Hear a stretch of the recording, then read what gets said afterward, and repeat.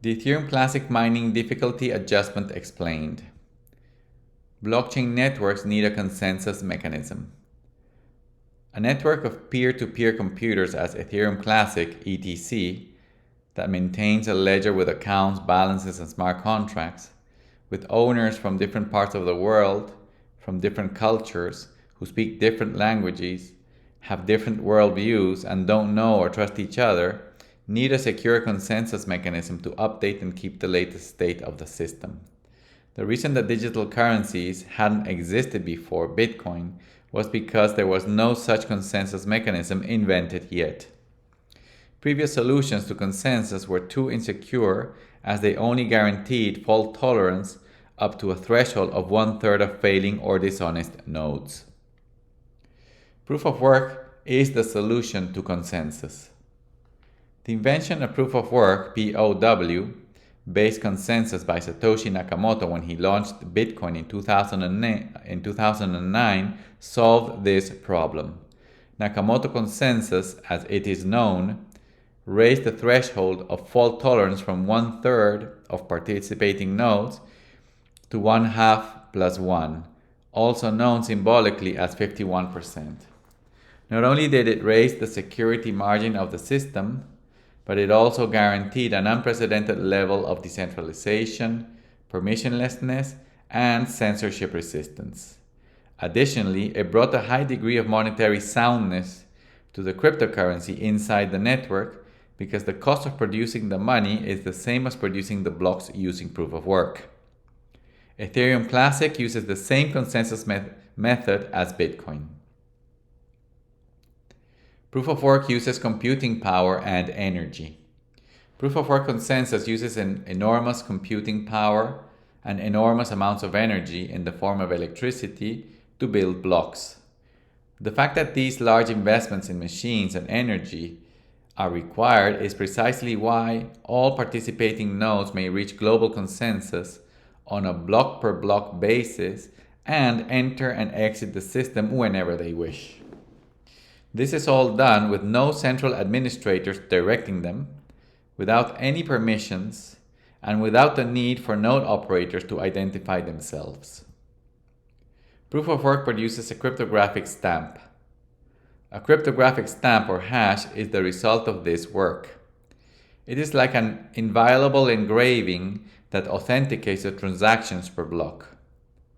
This is because to produce the stamp requires enormous amounts of computing power and electricity consumption. This feature makes the blocks and the blockchain practically impossible to forge or tamper with. It also makes the cryptocurrency sound money because it imposes such a cost to produce it, very much like gold in the real world. The cryptographic stamp is what enables consensus. The cryptographic stamp is what keeps all participating nodes informed of what is the next correct block and which is the correct blockchain. This double role is key for the network because participating nodes may always stay up to date with the blockchain and exit and enter whenever they wish, without anyone directing them. The way for online nodes to know which is the correct next block is just by checking the proof of work in each block. For new entrants, the way of knowing if they are joining the right network is just by checking the blockchain with the most accumulated work done. However, changes in hash rate messes things up. But what would happen if the dedicated computing power increases or decreases significantly? As Bitcoin has a block time of 10 minutes, Ethereum Classic has a block time of 15 seconds. This means that a block, together with its new issuance of coins as a reward for miners, is built every 15 seconds, stabilizing the creation of the money and the amount of data accumulated by the network. Block times would become either very fast or very slow, with increases or decreases in computing power dedicated to the system.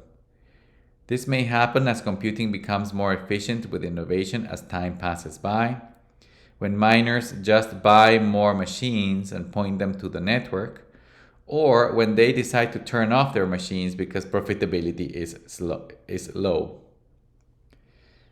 If blocks become very fast, then the issuance of the currency would increase, raising inflation and bloating the network with too many blocks.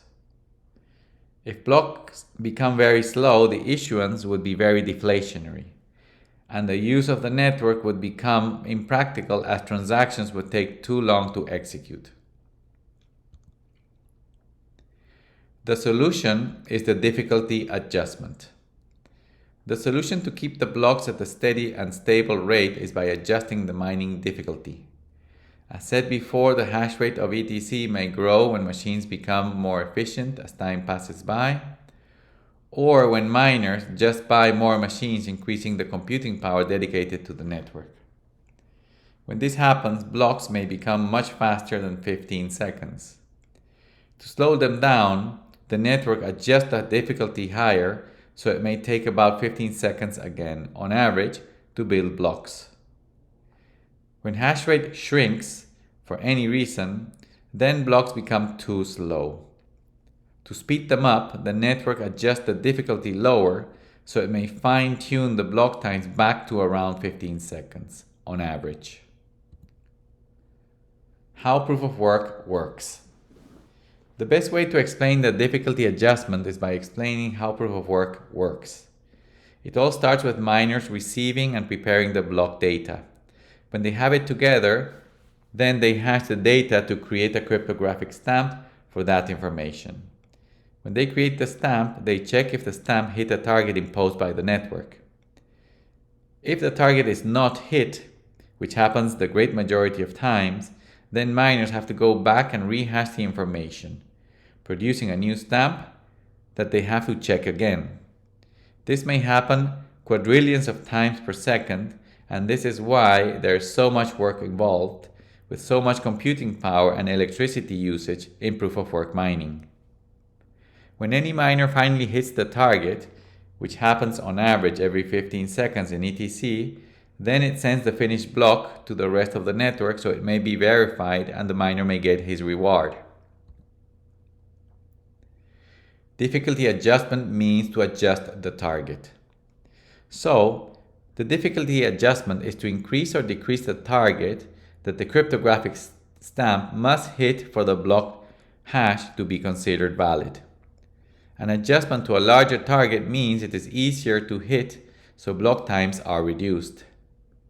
An adjustment to a smaller target means it is harder to hit, thus increasing the block times. The network is constantly measuring how much time elapses between blocks.